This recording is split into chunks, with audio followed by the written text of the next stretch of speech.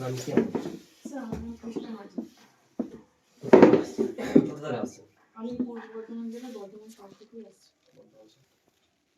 আচ্ছা, আপনার সম্পর্কে আরেকটু জানি আমরা। স্যার আমার নাম কৃষ্ণা মাঝি। আমার বয়স 37 বছর। আমি পূর্ব বর্ধমান জেলার বর্ধমান শহর থেকে আসছি। আমি পশ্চিম বর্ধমানের আসানসোল গার্লস কলেজ থেকে 2009 সালে আমার গ্র্যাজুয়েশন কমপ্লিট করেছি এবং 2012 সালে আমার মাস্টার ডিগ্রি কমপ্লিট করেছি।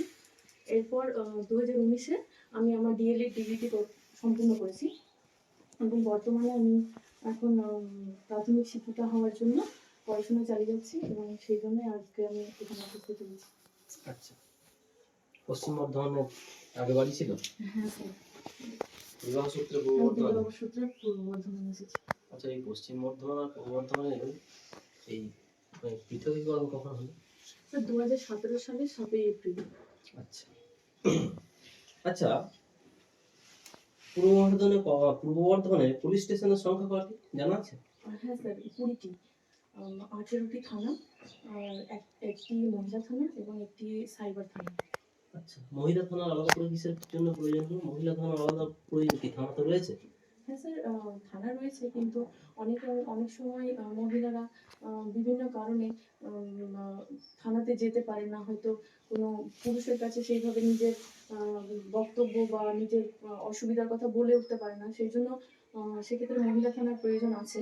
সেখানে গিয়ে তারা মন খুলে বা মনের সব কথা বলে উঠতে পারবেন বলে আমার মনে হয় মহিলা থানার প্রয়োজন আছে।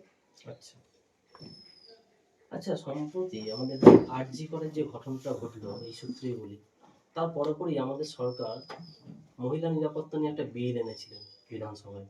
জানা আছে বিলটার নাম? না স্যার, আমার ঠিক জানা নেই।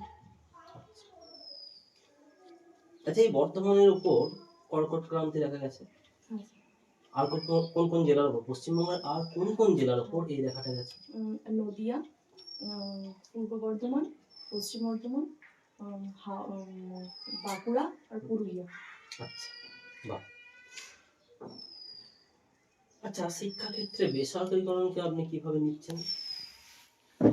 স্যার, শিক্ষাক্ষেত্রে বেসরকারীকরণ বলতে হয়তো কোনো কোনো জায়গায় ঠিক, আবার অনেকাংশেই বেঠিক। এটা অনেকাংশে নির্ভর করে কীভাবে সরকার কীভাবে চালনা করছেন শিক্ষা ব্যবস্থাটাকে।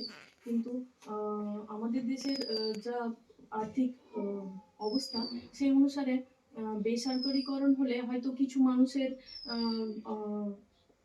আলাদা করে শিক্ষা গ্রহণের উপায়টা হয়তো তারা পাবেন, কিন্তু অনেকাংশেই অনেক শিশুরা বা অনেক শিক্ষার্থীরা শিক্ষা থেকে বঞ্চিত হবে বলে মনে হয়। তাই কিছু ক্ষেত্রে সঠিক হলেও আমার মনে হয় শিক্ষাক্ষেত্রে পুরোপুরি সরকারিকরণ হওয়া উচিত নয়। কিছু ক্ষেত্রে ঠিক, তবে পুরোপুরি উচিত নয়। আপনি বলছেন একটা ব্যালেন্স থাকতে হবে। একটা ব্যালেন্স থাকতে হবে। পুরোপুরি বেসরকারিকরণের সময় এখনো আসেনি, তাই তো? না, তাহলে স্যার আমাদের দেশের যা আর্থিক অবস্থা, সেখানে দাঁড়িয়ে সব শিশু বা সব শিক্ষার্থী শিক্ষা গ্রহণ করতে হয়তো পারবে না সেটা হলে। আচ্ছা, ঠিক আছে। আচ্ছা, আপনি কি এইচআরপিসি ব্যাপারটা জানেন? Holistic progress report card. হ্যাঁ স্যার, কিছুটা জানি। আচ্ছা, একটু বলুন শুনি।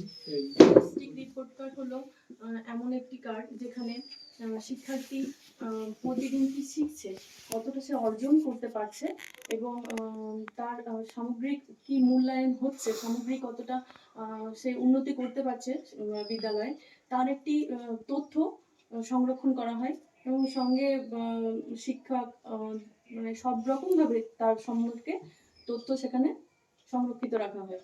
সামগ্রিক শিক্ষা বলতে, মূল্যায়ন বলতে আপনি কি বলতে চাইছেন? সামগ্রিক মূল্যায়ন বলতে শুধুমাত্র বৌদ্ধিক নয়, মানে পাঠ্যসূচি নির্ভর যে শিক্ষা তা নয়, পাঠ্যসূচির বাইরে গিয়েও যে সহপাঠক্রমিক কার্যাবলী, তার যে গুণাবলী থাকে এক্সট্রা, মানে গান, নাচ, সে কতটা পারে বা ছবি আঁকতে সে পারে বা সে ক্রীড়াতে কতটা দক্ষ, সে সব কিছু মিলিয়ে তার একটা মূল্যায়ন হয় এবং সে কি ভালো করছে কি খারাপ করছে সব কিছু নিয়ে তার সেই মূল্যায়ন, সামগ্রিক মূল্যায়ন। নিরবিচ্ছিন্ন সামগ্রিক মূল্যায়ন যেটা ছিল সিসিই আর এইচআরপিসির মধ্যে পার্থক্য কিছু বলে মনে আছে আপনার? মনে হবে যেটা থেকে যেটা পার্থক্য আছে, এর জন্য এটা ভালো, এইচআরপিসি ভালো। না, মূল পার্থক্য বলতে সেরকম কিছু নেই। নিরবিচ্ছিন্ন মূল্যায়ন, সামগ্রিক মূল্যায়নে যা বলা হয়েছে ওটাতে তাই বলা হয়েছে। একই রকম বার্তা দেওয়া হয়েছে। কারণ শিক্ষার্থীর সব রকম ভাবে যাতে শিক্ষার্থীকে এগিয়ে নিয়ে যাওয়া যায়, সামগ্রিক ভাবে যাতে এগিয়ে নিয়ে যাওয়া যায়, এবং সেটা যেন তথ্য যেন সংযুক্ত করা হয় ভবিষ্যতের জন্য। একটু গণিতটাকে বাড়ানো হয়েছে আর কি, হ্যাঁ। যাতে সামগ্রিক মানে 360 ডিগ্রি বলা হয় ওটাকে। ঠিক আছে। আচ্ছা, চাইল্ড ডেভেলপমেন্ট একটু যাই। চাইল্ড ডেভেলপমেন্ট একটা গুরুত্বপূর্ণ সাবজেক্ট প্রাথমিক শিক্ষকদের জন্য ও প্রাথমিক শিক্ষা ক্ষেত্রে। সাইকো অ্যানালিটিক থিওরি, ফ্রয়েডের নাম শুনেছেন? হ্যাঁ স্যার। ঠিক আছে। আচ্ছা, ডিসলেক্সিয়া, হ্যাঁ, ডিসলেক্সিয়া জানি। সমস্ত স্যার সম্পূর্ণটা আমার এখন ঠিক আছে, চেষ্টা করুন না, কি আছে, চেষ্টা করুন। ডিসলেক্সিয়া হলো পঠন বা সংক্রান্ত বা শ্রবণ সংক্রান্ত কোনো অক্ষমতা। আচ্ছা, ঠিক আছে। বলছি অনেক ক্ষেত্রে দেখা যায় যে, বেশিরভাগ ক্ষেত্রেই দেখা যায় এখনকার সংস্কৃতিতে, যে ছেলেরা স্কুলে পড়াশোনা করছে তারপরেও টিউশন করতে হচ্ছে। এই ব্যাপারটাকে আপনি কিভাবে দেখছেন? হ্যাঁ স্যার, এটা তো এখন খুবই হচ্ছে, মানে এখন নয়, এটা বরাবরই চলে আসছে। আসলে স্যার আমার মনে হয় বিদ্যালয়ের শিক্ষা ব্যবস্থা বা সামগ্রিক এই আধুনিকতার যুগে কোথাও গিয়ে ছাত্রদের তাদের অভিভাবকদের মনে হয় যে শুধুমাত্র বিদ্যালয়ের শিক্ষার উপর যদি তারা নির্ভর করে থাকে, তাহলে হয়তো তাদের সন্তানরা পিছিয়ে পড়বে, এবং এই যুগের সঙ্গে তাল মিলিয়ে পড়াশোনা করার জন্য তাদের একটু অতিরিক্ত পড়াশোনা দরকার আছে। তার জন্য তারা বিদ্যালয়ের পড়াশোনার বাইরে গিয়েও টিউশনের জন্য যান। তো কিন্তু আমার মনে হয় কিছুটা বিদ্যালয়েরও এখানে গাফিলতি আছে, কারণ বিদ্যালয়ে হয়তো সেইভাবে আমরা পরিকাঠামোর অভাবে বা অন্যান্য কারণে হয়তো সেই পরিষেবাটা হয়তো দিয়ে উঠতে পারি না কোথাও গিয়ে, তাই হয়তো শিক্ষার্থীদের বাইরে যেতে হয়। কিন্তু আমি যদি শিক্ষিকা হতে পারি, তাহলে আমি চেষ্টা করব যে সকলের চেষ্টায় আমরা চেষ্টা করব যে এই পরিস্থিতি থেকে যেন বেরিয়ে আসতে পারি। আমরা বিদ্যালয়ে শিক্ষার্থীদের এমনভাবে শিক্ষা দিতে পারি যাতে তাদেরকে বাইরে কোথাও থেকে শিক্ষা নেওয়ার প্রয়োজন না পড়ে। আপনি বলছেন যে এটা কাম্য নয় যে স্কুলে পড়বে অথচ মানে টিউশন করতে হবে, তাই তো? স্কুলে যদি, কারণ একটা বিদ্যালয়ের বাচ্চাটা অনেকক্ষণ থাকে, তো সেই সময়টুকু যদি তারা সঠিকভাবে শিক্ষা তাদেরকে দেওয়া হয়, তারপর তাদের বাড়িতে বাকি শিক্ষাটুকু বাড়িতে বসে নিলেই হয়ে যায়। তার জন্য আবার তাদের জন্য আলাদা করে সময় বার করে আবার কোথাও গিয়ে শিক্ষা গ্রহণ, এটা তাদের উপরে একটা বোঝা সৃষ্টি হয়। আপনার পছন্দের একটা টপিকের উপর পাঠদান করুন। স্যার, আমি কি আপনাদেরকে শিক্ষার্থী এবং এটাকে ক্লাসরুম মনে করে দিতে পারি? হ্যাঁ, ঠিক আছে। ধন্যবাদ। কেমন আছো তোমরা সবাই? ভালো আছো তো?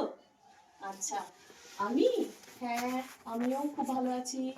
আচ্ছা, শীত তো খুব পড়েছে, সবাই সোয়েটার টুপি সব পরেছো তো? হ্যাঁ, সবসময় সোয়েটার টুপি সবকিছু পরে আসবে, ঠিক আছে?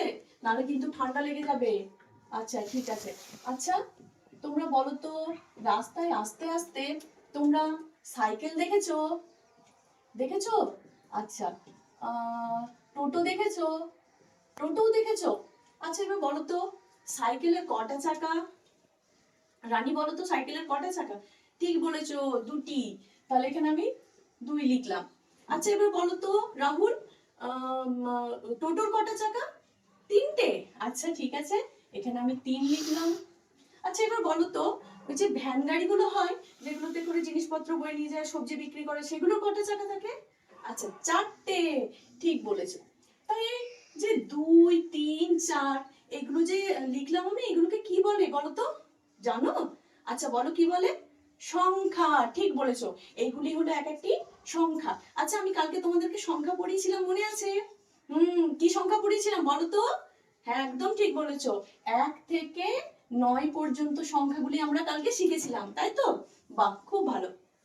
আচ্ছা, এবার বলো তো, এই যে সাইকেল, টোটো বা ভ্যান গাড়ির চাকাগুলো ওটা কেমন দেখতে হয় বলো তো? কেমন দেখতে হয়? ঠিক বলেছো, গোল। এই গোল মতো দেখতে হয়। আজকে আমরা যেটা শিখবো সেটাও কিন্তু গোল। কি বলো তো? জানো না? আচ্ছা ঠিক আছে, আমি বলছি। আজকে আমরা যেটা শিখবো সেটাও কিন্তু গোল, এবং সেটাও হলো এই সংখ্যাগুলির মতোই একটি সংখ্যা। সেই সংখ্যাটাকে কি বলে? সেই সংখ্যাটাকে বলে শূন্য। কি বলে? শূন্য। এই সংখ্যাটাকে বলে শূন্য। দেখো, এটাও কিন্তু গোল, সাইকেলের চাকার মতো দেখতে না? হ্যাঁ, এটাকে বলে কি বলে? শূন্য। ঠিক আছে? আচ্ছা আচ্ছা, সাইকেল, আচ্ছা, এই শূন্যকে আমরা ইংরেজিতে কি বলবো বলো তো? কি বলবো তনিমা, কি বলবো? জিরো। ঠিক বলেছো, একদম ঠিক বলেছো। তাহলে আজকে আমরা কি শিখবো? আজকে আমরা শিখবো, কি শিখবো বলো? আজকে আমরা শিখবো শূন্যের ধারণা। কি শিখবো? শূন্যের ধারণা। ঠিক আছে? আচ্ছা, এই শূন্য তো এরকম দেখতে হয়, আমরা শিখলাম। শূন্যকে জিরো বলে সেটাও শিখলাম। কিন্তু এই যে তুমি বললে দুটি চাকা, তো দুই হলো, তিনটি চাকা তিন হলো, চারটি চাকা চার হলো, তাহলে এই শূন্যটা কোথায় বসাবো সেটাও তো শিখতে হবে। শূন্য কোথায় হয়, তাহলে সেটা শিখি। তার জন্য দেখো, সবাই দেখো, আমি একটা গাছ আঁকছি। ঠিক আছে? তোমরা গাছ আঁকতে জানো? জানো না? আচ্ছা ঠিক আছে, আমি তোমাদের ড্রয়িং ক্লাসে গাছ আঁকা শিখিয়ে দেবো। এই ধরো, এটা একটা পেয়ারা গাছ, তোমাদের স্কুলের বাইরে রয়েছে। এখানে কতগুলো ফল ধরে আছে। ঠিক আছে? ফল ধরে আছে। এইবার রাহুল বলল আমি একটা ফল খাবো। ওর একটা ইচ্ছা হলো, ও একটা পেয়ারা পেড়ে খেয়ে নিল। ঠিক আছে? তাহলে কটা ফল ছিল প্রথমে? প্রথমে ছিল 5টা। ঠিক আছে? 5টা। তাহলে রাহুল খেয়ে নিল, তখন কটা রইলো?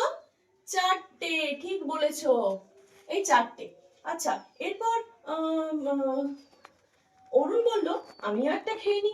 ও একটা খেয়ে নিল, তাহলে কটা রইলো? 3টে। আচ্ছা, সালমারও ইচ্ছা হলো, সেও বললো আমি একটা খেয়ে নি।